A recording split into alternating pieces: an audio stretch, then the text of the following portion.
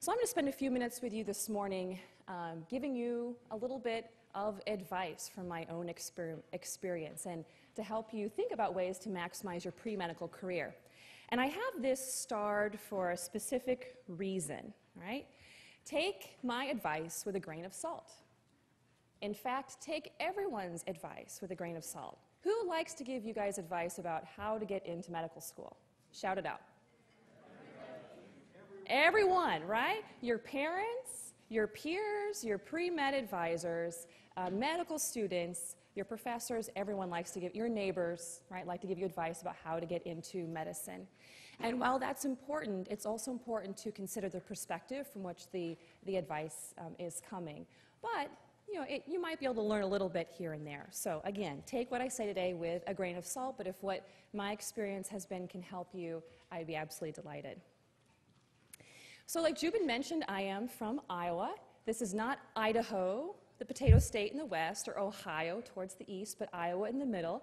And I know many of you are geography whizzes, but I love this shirt, and Iowans are very good at making fun of ourselves. So please do wave the next time you fly over Iowa. As Jubin mentioned, I get to spend my year full-time working to serve you and represent your needs, your interests, and your aspirations. I'm the tall one in the middle there, and to your left is Dr. Laura Erickson-Schroth. She is your Director of Student Programming. She, like me, just graduated from medical school. And then the two on the right is the woman there is Farheen Karashi. She is your Legislative Director. And then Dan is your Health Justice Fellow from the University of Connecticut. And the four of us have taken a year away from our medical training to work full-time in the national AMSA headquarters, which are in Reston, Virginia, which is essentially, we'll just say Washington, D.C., but it's right outside the Beltway. And my year essentially boils down to engaging physicians in training in social issues of medicine, and I cannot think of a better way to spend a year away from my medical training, and I'm exceedingly grateful for the opportunity to do so. So what makes a great pre-med? Does it mean joining a Facebook group, again, to get more advice, right? Does it mean following all of the criteria about how to get into professional programs to the letter? Or, and maybe perhaps too, you've seen any of these folks that might be in your peer group, right? Here's a sample from Jane Doe, and just curious to see if any of you feel like you have to be this person, right? Because I most certainly did. When I was an undergrad, I felt like, man, I'm not going to be cut out for this career, right? So here's Jane. She's a 4.3 GPA, 45 MCAT. She's been published 5 times in the New England Journal of Medicine. She received a full-ride music scholarship for violin performance. She also finds time to volunteer 50 hours per week for the Special Olympics. Furthermore, she's already started her own business. You guys are way behind if you've not started your own business, okay? And she recently published her own memoirs at the ripe age of 21, and she has a nationwide book tour already scheduled. And last but not least, she's a star track and field athlete, and may I mention that she is also training for the Olympic trials. So if any of you feel like you have to be Jane Doe, push those notions aside. Please do so right now. Trying to get into pursuing the field you want to do, doing well in undergrad, enjoying your life, finding a healthy work-life balance is already difficult without thinking you have to be Jane or Jim Doe. Okay? So I like to take advice from Dr. Seuss, right? So this is how I felt at some points in my pre-med career. So pre-meds are kind of jumping in this machine right on the left. In the middle, you have these things like organic chemistry, physics, calculus, biology, the MCAT to, you know, kind of give you a hard time. Plus, don't forget all the volunteer work in the summer you spent doing Meals on Wheels, right? And then at the end, you spit out and hope to go into medical school or an allied healthcare profession.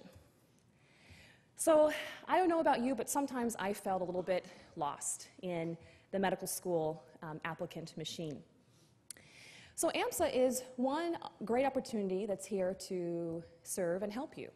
We have a whole wide variety of pre-medical student leaders that put on programming and help support you.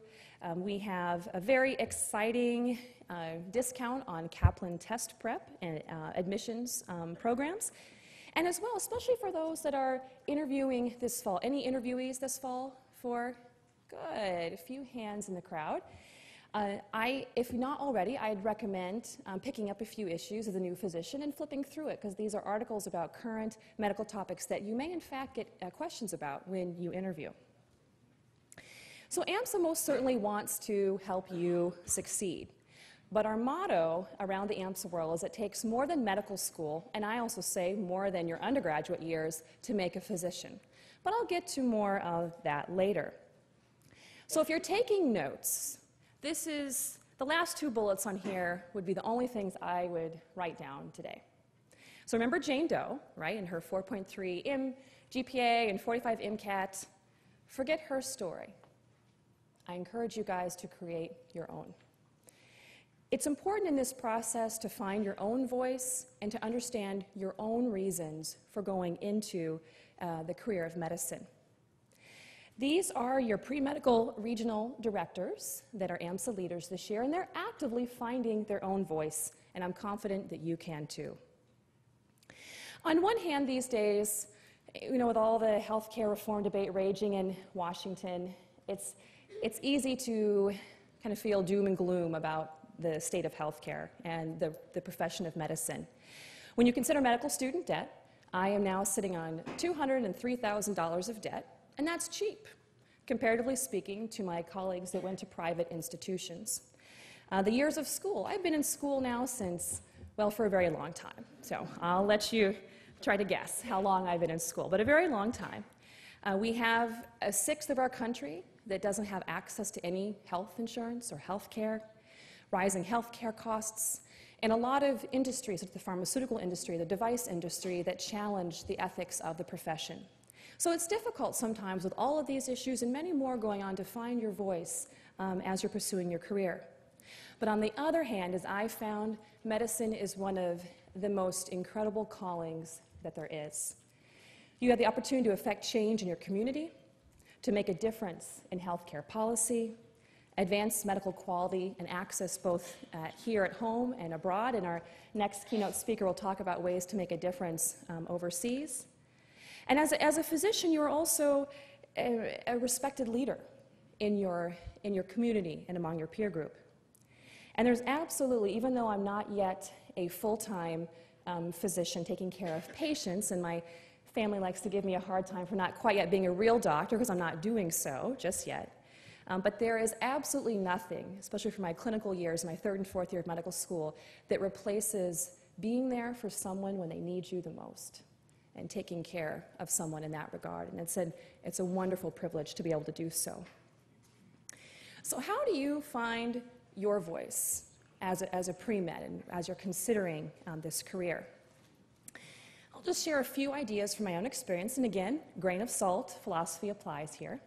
How many of you had this Fisher-Price toy set or something similar as a child? Look at these hands. Excellent. So I received this as a Christmas gift when I was 4 years old, and I actually, in my office in Washington, have a picture I had just of me at that Christmas tree, just opened the gift, and I was already listening to my uncle's heartbeat. And ever since that day, I've been telling everyone that I want to be a doctor. So when I got to my undergrad years at Iowa State, I decided that that probably wasn't a compelling enough story for my entrance essay for medical school, and I better have some other evidence to back it up. So I decided to kind of strike out on my own and figure out if medicine was the right fit for me. A few slides ago I talked about debt and the years of school and training, and it's important to make sure, because it's a commitment. It's a commitment, and there are sacrifices that you make along the way to pursue a career in medicine. But if it's what you really want to do, it's exceedingly worth it. So in order to figure out whether if it was a fit for me, I took classes in healthcare, and my honors project focused in a cross-cultural a health guide. I created a wellness guide for Hispanic and Latino Iowans and to connect them to resources within the state. I did internships. I had the opportunity to spend a summer at the National Cancer Institute. I also tackled this career from a work perspective and worked graveyard shifts in the emergency department of the local hospital, and I worked as a patient admission representative and then translated for patients, for Spanish-speaking patients when they would come in. And through this experience had a great exposure to the business side of medicine and the challenges of taking care of patients when they come in without health insurance or that don't have adequate health insurance. I had the opportunity to volunteer in the local free medical clinic in Ames, Iowa, and I also spent a lot of time job shadowing. And these last two bullets, job shadowing and informational interviewing, were by far the most meaningful set of experiences that helped guide me in this path and helped me be able to make a more convincing argument on my entrance examination for why I knew medicine was a good fit for me, besides just receiving the doctor's kit at 4 years of age. I had one opportunity that was one of the best days of my undergraduate career. I shadowed a physician named Dr. Paula Mahone, and this will take us back a few years to the fall of 1997. There were no dinosaurs running around at that time, I can assure you. And has anyone ever heard of the McCoy septuplets? Okay, there are a couple hands. Good, I don't feel so bad then. The McCoy septuplets at the time were born in Iowa, and they were the largest group of babies born at one time that survived. And I was able to spend a day shadowing that obstetrician that was the head of her care team. And it was just a phenomenal experience. So don't be afraid to ask. These folks are flattered when you come to them and say, I want to go into medicine, and can I spend a day with you? Can I ask you a few questions? They're bogged down by administrative work and processing insurances and taking care of patients and getting ready to teach a class if you're in academic medicine. And a lot of times they don't have the opportunity to sit down and have a conversation with you about the value of medicine, about going into this career, and they love it. And the worst they can say is no. In terms of informational interviewing, whenever I did a job shadow, I sat down afterward and asked the physicians some pretty tough questions. Asked them what they liked, what they didn't like, if they would do this again. And out of all the physicians that I shadowed, only one told me, he goes, you know, I think I wish I would have been a stockbroker. Okay, all right. But everyone else said absolutely they would have jumped through all the same hoops to do this career. And the most meaningful perspective that I gained from that was from my own family physician that I had growing up in rural Iowa. And he sat me down, he goes, you know, Lauren, he goes, it's a tough road. He goes, but when you're there, when someone is born and when someone dies, he goes, it's an absolute honor.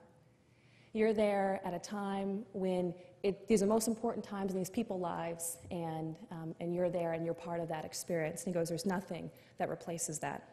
And those words have stuck with me for, as you can tell, for a long time. So I told a little bit about my undergrad career, and I'll just touch briefly on a couple important influences for me since, and so I'm happy to help answer any questions you might have regards to these and when we meet and discuss later on today. As Jubin mentioned, I spent a year living in Berkeley.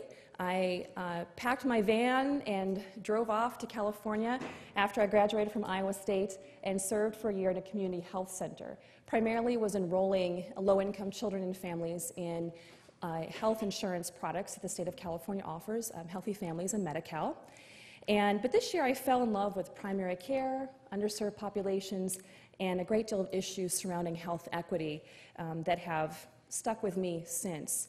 And at present I'm applying for residency in family medicine, largely because of this year in the health center. Well, clearly from this picture it looks like I need to go shopping because I'm wearing the same outfit. Just realized that. Well, I guess they don't pay me enough in this job. So this, When I was at the Carver College of Medicine, I had the wonderful opportunity to take a year away and study for my MPH in health policy in Washington. And I was honored that summer to intern in Iowa Senator Tom Harkin's office, so process of elimination, he's a gentleman in the middle. And Senator Harkin, after Senator Kennedy's untimely passing recently, was promoted to the chairman of the Health, Education, Labor, and Pensions Committee in the Senate, which is one of the committees that has jurisdiction over all the healthcare reform debate that's taking place right now. But this experience taught me a great deal about the importance of physicians in training and physicians to be involved in healthcare reform, no matter what the issue is. I was consistently surprised during the summer of the relative few healthcare providers that either called or sent in letters or stopped in to visit their congressmen or their staff about issues that were important to them. Clearly, right now, I could drown for days in the healthcare reform bills and still not emerge an expert. There's so much technobabble in all of these bills. But you don't have to be a policy expert to show up or to call in or to write a letter about something that's important to you. And I'll tell you what, when you show up to one of these offices in a white coat, no matter the length, or no matter whether you're a pre-med student or a medical student or a young physician or a physician down the pike, they listen because you are a portal to the patients that you're serving, and no one knows the patient population that you're taking care of better than you. So never underestimate the voice that you have as trainees and as future physicians. And lastly, a couple other experiences that were very important to me. I love to travel, love photography, and if medicine doesn't work out, my dream career is to be a travel writer and photographer, although I'm sure my family would wonder about my state of mental health after all this training to drop that and pursue the other career. But I had the opportunity to study abroad 3 times when I was in medical school. I spent the summer after my first year in Brazil studying an infectious disease called leishmaniasis. And then last September, I was in Stockholm, which is the picture on the left, doing a surgery rotation. And then this past spring in April, probably one of the most profound experiences of my life, I spent a month in northeastern Tanzania in a hospital, a very rural, remote hospital there, delivering primary care. So what does it take to become a great doctor? Is it compassion? Leadership? Service? If you guys have a hard time reading this, these gentlemen want to be a street doc serving their community. Or is it a matter of dreaming big? And I love this shirt, or love this, this picture, because he's wearing a shirt that says, "Open your eyes," and he wants to be an ophthalmologist. The student on the left wants to be an aerospace specialist, and the student on the right wants to be a whole number of things. So I'll let you take a look at that for a second. She's one of our national leaders and is absolutely phenomenal. Gentleman on the left wants to be global health catalyst, and Farheen, our legislative director, doesn't think that being HHS secretary or taking Secretary Sebelius' job would be too bad of an idea. And every once in a while, I like to dream, the Surgeon General post wouldn't be so bad.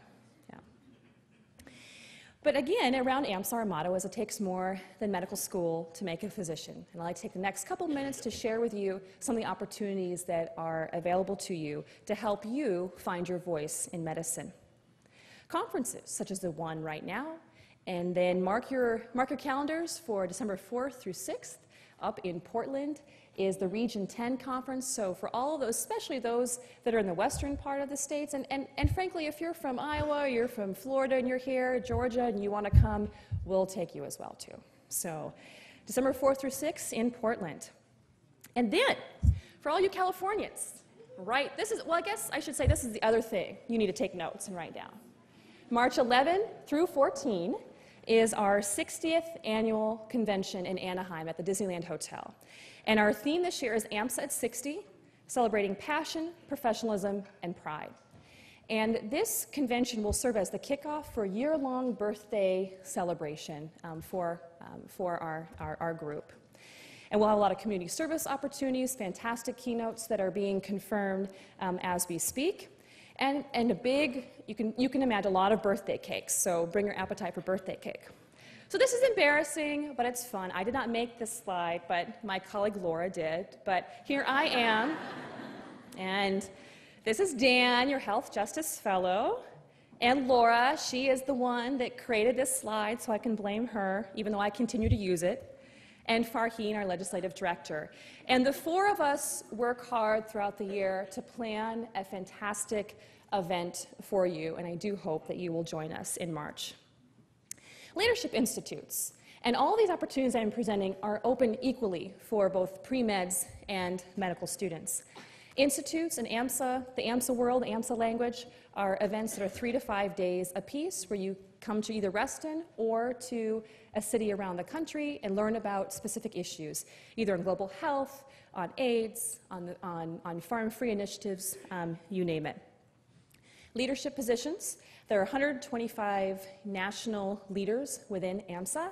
There are also a whole network of local leaders, so plenty of ways to learn some leadership skills, communication skills, teamwork skills, and to get involved. And these positions are run for, selected at our annual convention, so yet another reason to come to Anaheim in March. Internships. If you're looking for a great way to study more about a particular issue, you can talk to us, the four of us in the national office, and work out an opportunity to come. It could be on health policy, it can be on medical education, you name it. And you never know, as an intern, indicated by the 3 arrows here, where you might find yourselves. And the interns here took place in a healthcare rally this summer with Senator Tom Harkin. AMSA does a lot of work on lobbying and advocacy work around issues that are important to physicians in training at any level of our training. And AMSA is now part of the International Federation of Medical Students Associations. There is essentially one organizational representative from each country that's part of this international federation. I actually returned in August from a meeting in Ohrid, Macedonia. And if anyone knows where that's at, come talk to me afterward, and I will give you a special prize of something, right, if you know where that's at. But I had the opportunity to meet students, medical students from around the world, and discover there are a lot of AMSAs. There's the Australian AMSA, the Armenian AMSA, and the Austrian AMSA, as well as AMSA USA, as we are known.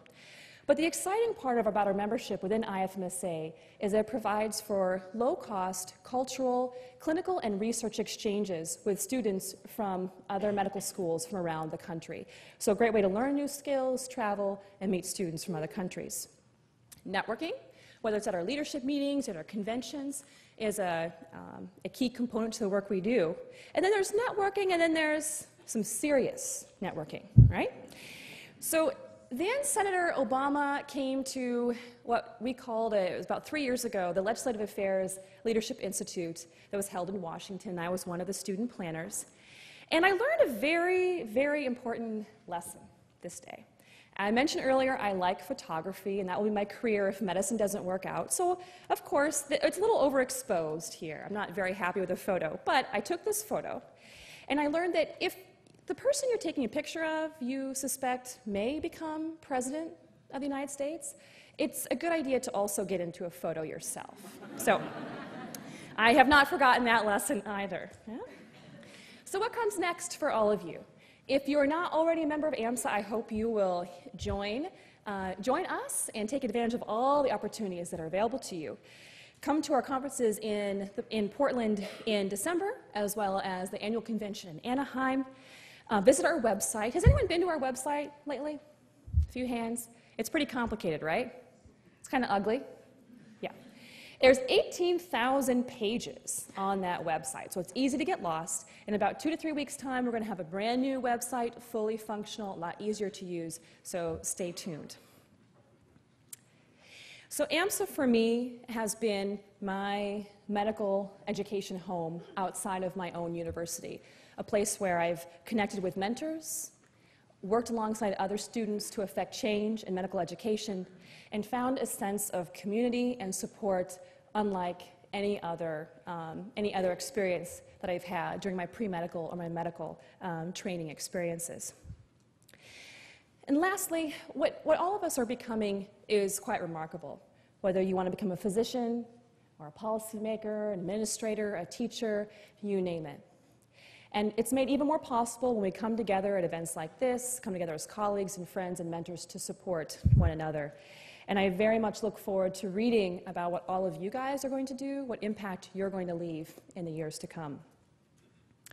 And you too can be legendary through your work and experience in AMSA. And AMSA can help you find your voice for your career. So thank you very much. And I think we're going to transition to the next keynote speaker, but I will be around all day, and I'm happy to answer any questions that you have. Thank you very much.